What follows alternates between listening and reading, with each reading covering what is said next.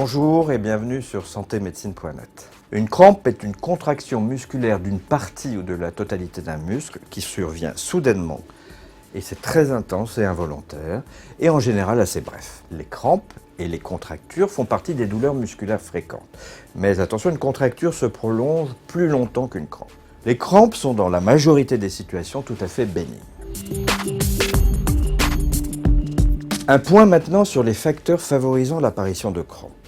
Avant tout, même si tout le monde peut avoir une crampe, elles sont plus fréquentes chez les femmes enceintes, les sportifs et les personnes de plus de 60 ans. Certaines circonstances ou maladies peuvent en outre favoriser leur survenue.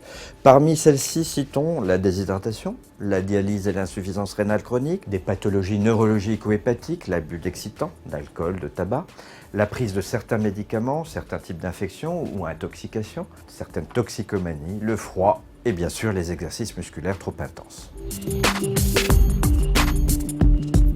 Lorsqu'elles sont fréquentes et prolongées, les crampes peuvent être causées par des pathologies neurologiques, comme par exemple la sclérose en plaques. La spasmophilie, le diabète, des pathologies cardiovasculaires, les varices et les infections peuvent également favoriser des crampes. Citons maintenant les crampes de l'écrivain, les crampes d'origine hormonale et les crampes d'origine hydroélectrolytique lors d'une baisse de potassium, de magnésium et ou de calcium. Parmi les causes orthopédiques des crampes, il y a celles survenant au cours de la rééducation, lors de déchirures musculaires ou de fractures ou de rhumatismes.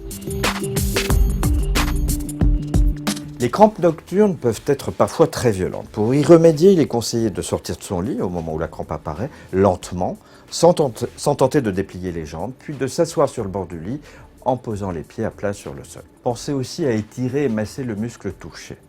Pour une crampe située au niveau d'un mollet, par exemple, levez la jambe et tirez la pointe du pied vers le haut en ramenant la pointe du pied vers vous. Pensez à bien s'hydrater en buvant de l'eau abondamment et prendre un antalgique si les douleurs persistent, même si la crampe a disparu.